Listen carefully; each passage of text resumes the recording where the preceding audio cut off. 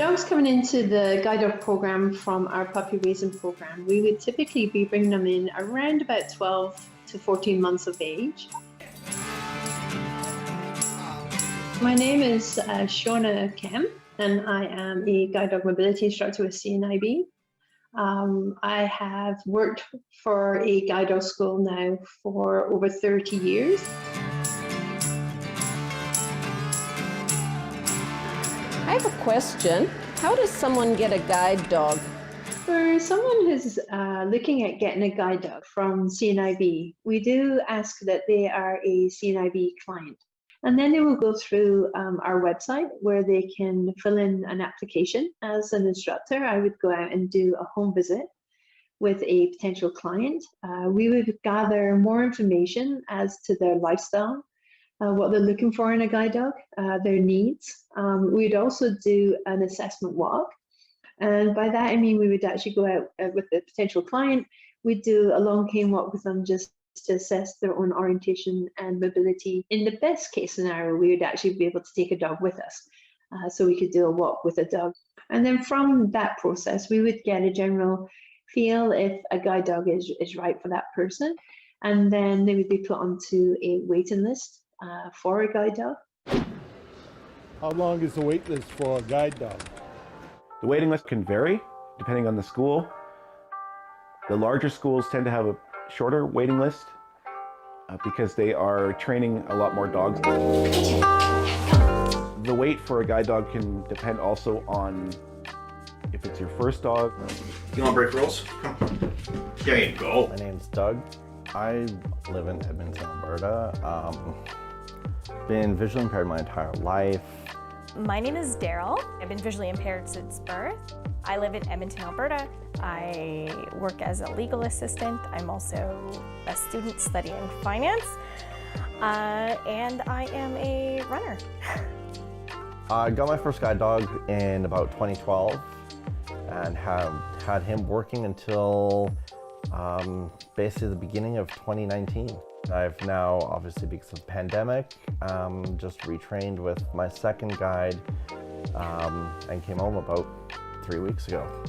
Once you've been accepted, you can wait 2-3 years. For some places, yeah. Others, you could get in right away. As soon as I bought my first house, I put in my application for a guide dog, and I waited a long time for her, and she was absolutely worth the wait. She retired in January of 2023, and as of the end of January, I've come home with my second guide dog. You're ignoring me. They're ignoring everybody. Crow. There is sometimes some individual needs that have to be met for the handler. The school will customize their training for that. All guide dogs are trained to walk on the left side of the handler. If you have a problem with your left side, they will train the dog to walk on the right. It's a very specific training that they have to do. So sometimes there's a longer waiting list for that. Oh, how do I phrase? Like, I'm just wondering where guide dogs, if there's a place you get guide dogs from. Guide dogs come from different schools across the world. The largest of them in North America train and place about 200 dogs a year. Guide dog schools have to go through a certification process, typically overseen by the International Guide Dog Federation. In Alberta, a guide dog team can be issued with a ID card, and that shows that the dog has been certified. Hi, my name is Shannon. What's the difference between a seeing eye dog and a guide dog? There was no such thing as a guide dog in North America up until 1929. Maurice Frank was a bit of a celebrity because he had gone on his own as a young blind man. He sailed across from New York to Europe and stayed there and had a dog trained with him, and he brought this dog home, and there was a lot of interest in the media at that time, where he basically decided to start a school to train these dogs in North America called the Seeing Eye. It's the oldest school in North America. Powell and my previous dog, Rowan, Number 3 and number 4 were both from the Seeing Eye in New Jersey. Hello, my name is Sarah, and I'm curious how long guide dogs are trained for. The formal training for a guide dog, once it enters the canine campus here, is on average about 6 months. Now, that will vary depending on how the dog adjusts to the training lifestyle that we're going to be asking the dog to do. Also, we want them to be comfortable on transportation, planes, trains, buses. So that all goes into part of their training when they're at a level where the dog is comfortable, and to reinforce their work as well. As trainers, we will do blindfold walks, and it's just to give us a better understanding of what our dog understands without us always visually interfering with the dog. These dogs are trained very, very thoroughly. They go through several months of intensive daily training with a certified instructor or trainer that teaches them everything that they need to know in order to be able to guide a blind person. So you have some dogs that might be at the work 3, 4, 5 hours a day. I'm very happy to do that. And we may have some who are, I'm quite happy if I just go to the grocery store and back. And it's really important as well that I'd like to highlight is that dogs aren't always working. So we have times when we'll be doing free running with them. We'll be doing enrichment games with the dogs. We want to make sure there's a nice balance for the dogs. Not every dog that we bring into the guide dog program for training will unfortunately become a guide dog. And this can be for a variety of reasons. So we will take our guidelines from the dog and we'll remove them from the formal guide dog training program. From there, we look at 2 other programs that we have. And one of those is our buddy dog program. We have an ambassador program. And the puppy raisers will get the option to have the dogs back, or we do have people waiting that would like to take on one of our dogs that haven't made the program. So there's always a home for the dogs. She's been an amazing dog, and she's happy to be retired now. And those 2 whippersnappers, the yellow labs, are going to keep her young, and she'll live forever. I believe that.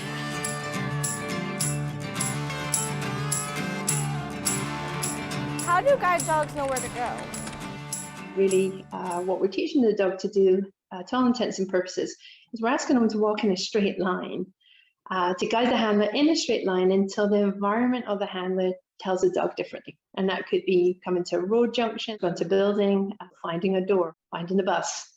We ask the dogs to stop at curbs, so it allows the handler time to make that judgment. Is it safe for me to cross the road? The dog will naturally avoid the obstacle thinking of itself, but when the handler is attached to the dog then has to think of the handler as an extension of itself. So it has to be able to give the distance, the clearance for both itself and the handler. They're trained for obstacle avoidance so that they can take that person around obstacles. They're trained to stop at curbs. They're trained with commands such as forward, left, right, stop or halt. When we're looking at matching our dogs with a handler, one of the fundamental parts for us are to look at what the handler's needs are. And when we talk about that, we're looking at the pace at which the handler walks, their height, and that it fits into their lifestyle. We want to make sure that that dog fits into the environment in which the handler needs to work with the dog. But we also want to make sure that the dog can fit any changes that the handler might make as well, because we're looking for longevity with the team. When it comes to seeing eye dogs, do you train the owner, and how long do you train them for? When a guide dog is placed with somebody, the handler receives a lot of training as well to know how to work with the dog and how to go into public with the dog and what to do in different situations that they might be faced with. The next step for us would be to call the client to what we call class. We will work with the client and the dog, where we'll teach them all the different aspects of the guiding work that the dog does. Some might be first-time clients, and some might be what we call replacements. So even though our replacement guide dog handlers have had dogs before, they've never had this dog before, and some of the nuances might be quite different from their previous dog. The first 4 or 5 days of training, a lot of it is bonding with that dog. there's a trainer that trains them, a person that works for the school. That when a blind person first goes to a school, there's quite an adjustment period for the dog, because that dog develops a bond with that person. Now all of a sudden they are with a brand new person, and the dog has to relearn how to work with somebody different. Most of the time you'll start out with, basic obedience things with your dog as you start to bond, even things as basic as sit and heel and lay down. You're the one giving the commands, you're the one who is giving, food reward, and then as you progress, your routes start very simple. So something like a basic residential street or block, and then you incorporate the guiding commands. And then as you progress, you'll get progressively more complicated. So you'll cross busy streets, you'll take public transit. I've done residential training for both my first and second dog. And a lot of the training processes themselves are actually very similar to the home training. Only big difference is you're in a class size that could range anywhere from 4 people to 24 people.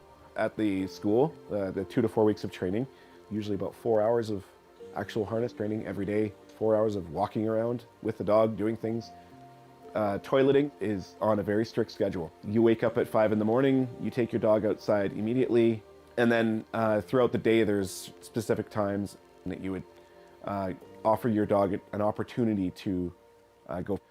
There's lots of seminars and classroom time as well for the person, because you're not just training with the dog, you're being trained as a person how to live with the dog and how to handle the dog and handle different situations that you may find yourself in. After that process, we typically will then qualify the teams when we feel they can safely and independently work together. So any of our clients who have qualified with a guide dog, we do what we call an aftercare service, where we go out and visit with our clients at regular routines.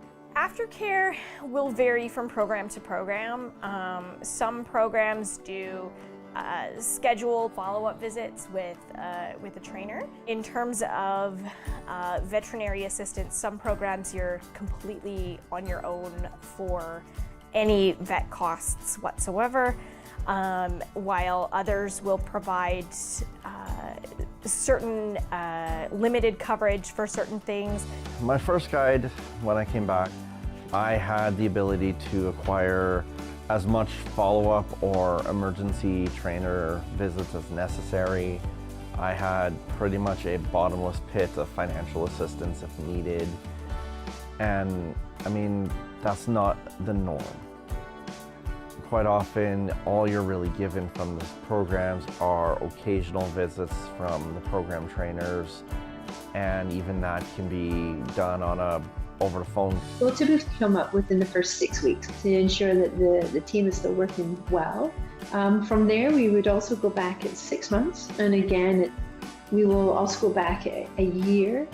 At that year mark, if the team is working and continuing to work well, we don't take away any of the support, but we do give our clients ownership of their dogs. And then typically every year we will continue to go out and see our handlers up and just say, I'm in the area, things are going well, but would you like to go maybe have a coffee or something like that?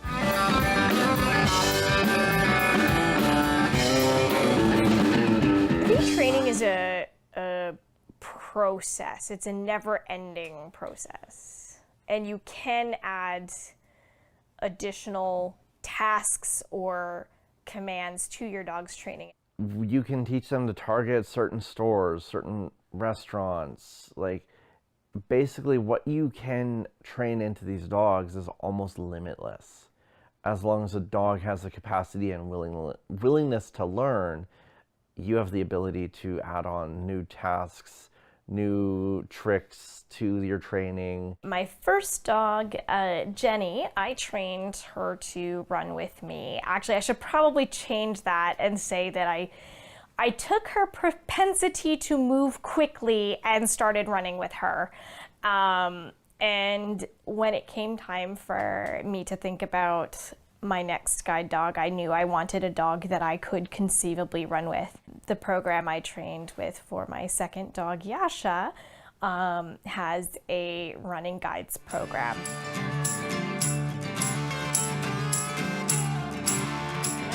What happens if the owner and the guide dog aren't a good match?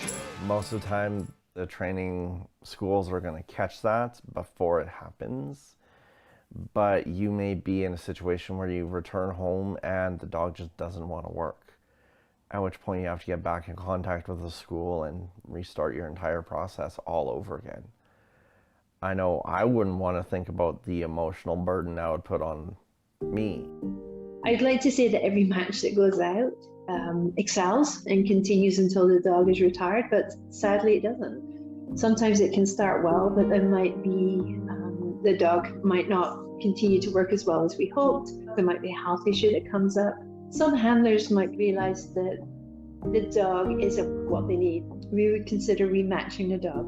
There's a lot of people that want to adopt these dogs if they fail the program. Some of the other things that they go into is they can be repurposed for things like explosive sniffing dogs, drug sniffing dogs, things like that. When Jenny and I were first matched, I was a new guide dog handler and Jenny was being an adolescent dog.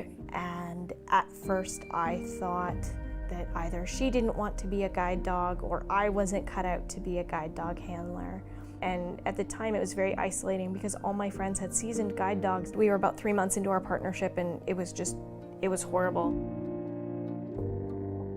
I met somebody who wanted to know how it was going. And I just burst into tears and I said, I can't do this.